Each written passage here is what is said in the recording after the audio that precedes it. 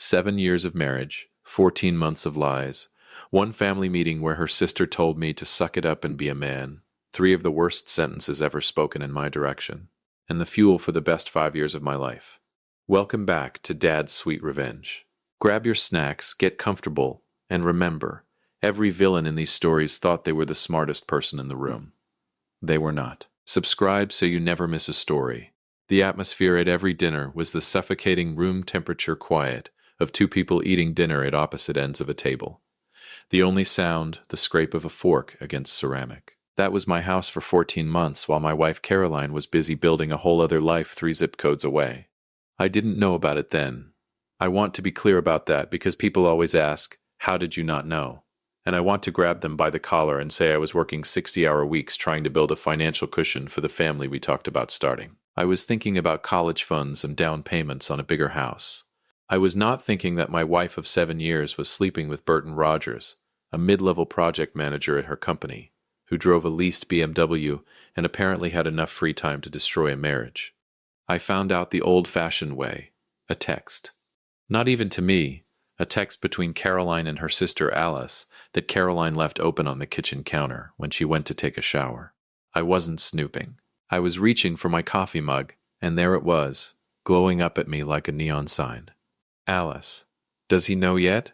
Caroline, no. I can't figure out how to tell him. Alice, you have to. You're showing, Care. I stood there for 45 seconds reading that exchange over and over. Then I heard the shower cut off upstairs. I set the phone back exactly as I'd found it, picked up my coffee, went to the garage, sat in my car for 20 minutes and stared at the oil stain on the concrete floor my father had always promised to clean up before he died. Never did. And now it was mine. I didn't confront her that day. I'm not sure why. Maybe I needed time to confirm what I already knew in the marrow of my bones. Maybe I needed to understand the full shape of the thing before I reacted to it. Or maybe, and this is the one I believe now, some quiet, calculating part of me had already started thinking 3 moves ahead. I hired a private investigator named Jack. He was ex-Dallas PD, late 50s, looked like a man who'd been disappointed by the world so many times he'd made peace with it. He charged $900 a week, and in 12 days he handed me a manila envelope with 53 photographs, phone records, hotel receipts, and a timeline so detailed it had timestamps. 14 months. Not a fling. Not a mistake born of a bad night and too much wine. A relationship. Dinners. Weekend trips. Inside jokes I could tell from the text Jack had pulled. The kind of closeness you build over time, carefully, like something you're proud of. I was not proud of anything. I called my attorney, a sharp woman named Madison, who'd been my company's outside counsel for 3 years. I didn't explain much. I said, I think I'm going to need a divorce. What do I need to do right now? She asked 3 questions, told me not to move any money yet, and said she'd have a strategy ready by Friday. That was the Thursday. The Saturday is when everything went sideways. Caroline's family called a meeting. That's what they called it. A meeting. Like we were reviewing quarterly projections. Her mother Denise, her sister Alice, her father Jack Sr., and 2 of her cousins who hadn't bothered to learn my last name in 7 years, all gathered in Denise's living room in Sugarland, sitting on the good furniture with their hands folded. I drove there, knowing what it was. I didn't know the details, but I knew what it was. Caroline sat across from me. She looked tired. She also looked, I noticed, undeniably pregnant. 4 months, as I'd later find out. The timing tracked exactly with what Jack's timeline had shown me, Burton's. Denise started talking first. She had the energy of a woman who had rehearsed this speech in the mirror and was now delivering it to a slightly disappointing audience. John, she said, we're all here because we love Caroline and because we believe in family. And sometimes family means accepting things that are hard. I said nothing. I've learned over the years that silence makes people uncomfortable enough to fill it. And when people fill silence, they usually say more than they intended. Caroline made a mistake, Denise continued. But that baby didn't make any mistakes. And we're asking you, we're hoping that you can find it in your heart to move forward, together, as a unit. I looked at Caroline. She was staring at the carpet. Move forward, I said, just to hear how it sounded. Be the bigger person, Jack Sr. offered, like that phrase hadn't been invented specifically to make the wronged party shoulder the burden. It takes a real man to step up in a moment like this. And then Alice Alice, who I had once helped move into her apartment. Alice, whose cat I had driven to the emergency vet at 2 in the morning. Alice, who had been a bridesmaid at our wedding and cried during the vows. Alice leaned forward in her chair and said the thing. John, honestly, it's not like you have kids of your own. You don't have anything to lose here. Suck it up and be a man. I looked at Alice for a long time. She held my gaze for about 4 seconds before she looked away. I didn't yell. I didn't flip a table. I didn't do any of the things I'd been rehearsing in my head for the past 6 days. I just nodded slowly, like a man who was processing something enormous, and said, I appreciate you all being honest with me. I need a few days to think. Denise looked relieved. Jack Sr. nodded approvingly. Alice was already reaching for her phone. Caroline finally looked up at me, and in her eyes, I swear this is true, was not gratitude, not guilt, not even love. It was calculation. She was reading me, trying to figure out what I was going to do. She always was the smart one. She just wasn't smart enough. I signed the divorce papers 11 days later. Madison had done her work thoroughly. Texas is a community property state, but we'd been married 7 years, and I'd been the primary earner for 5 of them. I was entitled to half of everything. I took it.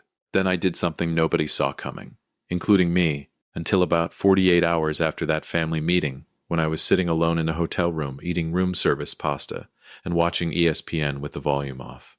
I liquidated my half, every penny of it. Stocks, savings, my share of the equity we built in the house. All of it moved into a trust that Madison had helped me structure before the divorce was even finalized. Perfectly legal, perfectly clean, properly disclosed in the settlement. Caroline's attorney saw it, said nothing because there was nothing to say. And then I took a job offer I'd been sitting on for 3 months from a consulting firm based in Denver. I had turned it down once, back when I thought I was building something in Houston. Now I called them back, accepted it, and one Thursday morning I packed 2 suitcases, put my remaining furniture in storage, and drove north. I didn't tell anyone I was leaving. Not friends, not family, nobody from Caroline's world. I left a forwarding address with Madison, and that was it. My cell phone number changed. My social media accounts, all of them, went dark. The John Howard who had lived in that house on Magnolia Creek Drive and eaten Sunday dinners with people who didn't respect him simply stopped existing. I didn't know it yet, but that version of me was the best thing I ever walked away from. Denver in November is cold in a way Houston never prepares you for. I rented a 1-bedroom apartment on the 16th floor with a view of the mountains, and I spent the first week doing almost nothing except going for very long runs and sleeping 9 hours a night. My therapist, I found one within the first 2 weeks, which is either a sign of growth or extreme damage, possibly both, said I was in the exhaustion phase of grief. What comes after exhaustion? I asked her. Clarity, she said, if you're lucky. I didn't know that yet either. The consulting firm put me on a major infrastructure project, and within 4 months I was running my own division. I was good at the work. I had always been good at the work. That was never the problem. The problem was that for 7 years the work had been in service of something that turned out to be hollow. Now it was in service of just me, which sounds selfish until you've spent a decade pouring yourself into a vessel that had a crack in the bottom the whole time. I met Denise, not Caroline's mother, a different Denise, which the universe thought was hilarious. At a colleague's dinner party 14 months after I moved to Denver, she was an emergency room physician who laughed at her own jokes and had very strong opinions about breakfast food. We dated for 6 months before I told her the full story about Caroline. She listened without interrupting, which alone made her extraordinary. And you just left? She said when I finished. I left, I said. Good, she said, simply, like it was obvious. I don't know if I loved her immediately, but I know I trusted her immediately, and at that point in my life that was rarer and more valuable. We got engaged 2 years later at a small restaurant in Aspen that we'd been going to since our 3rd date. Her idea, actually. She proposed to me, which is the kind of story we tell at dinner parties now and watch people's faces do interesting things. Life for 5 years was extraordinarily quiet, in the best way. Good work, good partner. A small house we bought together in a neighborhood with actual seasons. A rescue dog named Rogers, my little private joke that Denise eventually figured out and found deeply funny. A life built from scratch with my own 2 hands on my own terms. I didn't think about Caroline much. That might sound cold, but it's the truth. When you've properly grieved something and properly walked away from it, it doesn't haunt you. It just becomes something that happened. A chapter you don't particularly reread. I didn't know the chapter was about to revisit me. The call came on a Wednesday afternoon in March. I was in a meeting reviewing a project timeline when my assistant knocked and said I had an urgent personal call on the office line. Nobody uses office lines anymore. I almost didn't pick up. John. Caroline's voice. 5 years and I recognized it immediately, which annoyed me more than the call itself. Caroline. Silence. Then, he left. Burton. He's been gone for 8 months. I didn't. I tried to handle it on my own, but why are you calling me? More silence. Because I didn't know who else to call. I let that land. I thought about everything it meant that after 5 years, after everything, after the family meeting and Alice's little speech, and the 14 months of lies, I was still the person she called. How's your daughter? I asked. I knew the child was a girl. Jack had mentioned it casually years ago. I hadn't asked him to keep tabs. He'd simply noted it in passing and I'd filed it away somewhere I didn't visit often. She's 4, Caroline said. Her name is Madison. A pause. She looks like him. I can't. Her voice broke. It's really hard, John. I imagine it is, I said. I know I don't have any right to ask you for anything. I know that. I needed to hear a voice that knew me. I thought about what I wanted to say for a very long time. Long enough that Caroline said John, twice to make sure I was still there. I hear you, I said finally. I'm sorry it's hard. You're going to figure it out. You're resourceful. You always were. You have your family around you. I paused. But Caroline, I built a life. A full life. And it doesn't have a place in it for this. Do you understand what I'm saying? Yeah, she said quietly. Yeah, I do. I genuinely hope things get better for you. And for Madison. I meant it. I'd spent 5 years making sure I meant it, working through all the rust and rot of the anger until I got to something clean underneath. But this is the last time we talk, okay? Take care of yourself, Caroline. I hung up, sat in my office chair and looked out the window at the mountains for a while. Rogers was going to need a long walk tonight. I'd pick up something nice for dinner, maybe call Denise and see if she could leave the hospital early. I felt almost nothing, which is the thing that would have frightened the version of me from 5 years ago. That John Howard would have expected to feel victorious, or sad, or vindicated, or some complicated cocktail of all three.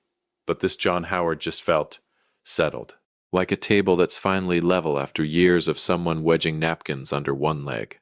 3 months after the call from Caroline, Denise and I hosted a dinner party. 8 people around a table I'd built myself over a long winter weekend. I'd taken up woodworking, which is either a midlife cliche or genuine therapy. And I choose to believe it's the latter. Halfway through the main course, my colleague Rogers, yes, a different Rogers, the universe maintains its sense of humor, mentioned that he had a friend in Houston asking about consulting work in Denver. Houston, said one of our other guests, a woman named Madeline from Denise's hospital. I have family there. Who does your friend know? I'm not sure. Some corporate crowd. Her ex-husband apparently used to run in finance circles there. I watched the conversation spiral the way dinner party conversations do. Names bouncing around, 6 degrees tightening. I watched my wife across the table refill someone's wine glass and laugh at something, and reach over to scratch Rogers the dog behind the ear without looking. I thought, I built this. Every single piece of it. The table under our elbows and the food on the plates and the woman at the other end, and even the dog with the private joke name. I started from zero and I built this. Nobody at that table knew the story. They knew I'd been divorced. We'd mentioned it in the offhand way adults mention past chapters. They didn't know about 14 months, about a family meeting in Sugarland, about an envelope of 53 photographs, about a woman named Alice who'd told me I had nothing to lose. Alice, by the way. I'd heard through a mutual contact, unsought, just information that floated my way, that Alice had gone through her own divorce 2 years after mine, some trouble involving a coworker at her marketing firm. I hadn't felt satisfaction exactly, more like a quiet cosmic acknowledgement, the kind you don't say out loud. I picked up my wine glass. To good company, I said. Good company, they echoed. I didn't know, sitting there, that Caroline had called Alice that same week and told her about our conversation. I didn't know that Alice had apparently cried, that the family that had once sat across from me in Denise's living room and asked me to suck it up and be a man had spent 5 years watching me vanish and wondering, in their quieter moments, what that said about them. I didn't know any of that, but I suspected it, and suspecting it was enough. Here's what nobody tells you about the long game. It's not actually about revenge. I know that sounds like the kind of thing you say in therapy after you've already gotten everything you wanted, but stay with me. When I drove away from Houston with 2 suitcases and a forwarding address, I was not executing a plan. I was just surviving. I was putting one foot in front of the other because the alternative, staying, absorbing the impact, rebuilding around the wreckage of what Caroline had done, felt like choosing to live in a condemned building because the rent was familiar. The plan built itself. Every good decision I made in Denver, the therapy, the job, finding Denise, the dog, the dinner parties, the table I built with my own hands, stacked up into something that looked from the outside like a carefully orchestrated triumph. But from the inside, it just felt like living, like what life is supposed to feel like when nobody's lying to you and nobody's asking you to shrink yourself to fit their narrative of what you should accept. I think about Alice's words sometimes. It's not like you have kids of your own. You don't have anything to lose. She was right in the technical sense. I had no children, no shared custody complications, no biological tether to that life. She meant it as a weapon, a diminishment, a way of saying your stakes are lower so your pain should be proportionally smaller. But here's what she accidentally gave me. Freedom. Total, unencumbered freedom to walk away from all of it. To take my half, take my talent, take my name, and start clean. I have everything to show for it. Caroline has a daughter now, 4 years old, apparently funny and loud according to what I gleaned from the phone call. Apparently looks like her father who is no longer around. I hope that child has a good life.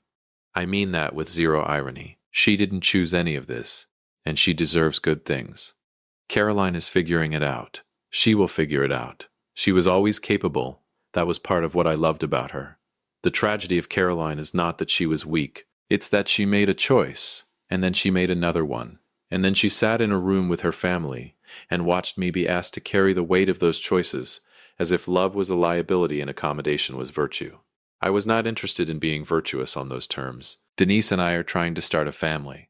That's a recent development. We talked about it seriously for the first time last fall, sitting on the back porch with the dog and 2 mugs of coffee, and the mountains going gold in the October light. It's not guaranteed. We're not young in the clinical sense. But we're trying, which is a word that has more weight now than it would have had 10 years ago. If we have a kid, I'll tell them this story someday, when they're old enough. Not as a cautionary tale exactly, and not as a triumph story either. I'll tell it as a geometry lesson. Sometimes the straightest line between where you are and where you need to be runs directly through the hardest terrain. And sometimes the people who try to stop you, with their meetings and their speeches and their devastating little remarks about what you have to lose, are actually, accidentally, pointing you toward the exit. Take the exit. 5 years later, in a house I own outright, with a woman who proposed to me in a restaurant in Aspen, with a dog named Roger sleeping on a rug I picked out myself, I can tell you with complete certainty. Take the exit. The road on the other side is longer. It's colder. Nobody is waiting there to applaud you for making the hard choice. You drive it alone, at least at first, with nothing but your own 2 hands on the wheel, and the full terrifying knowledge that wherever you end up, you built it. That's not a burden. That's the whole point. If you liked this story, join our community by hitting that like button and subscribing for more real, raw, and family-centered stories.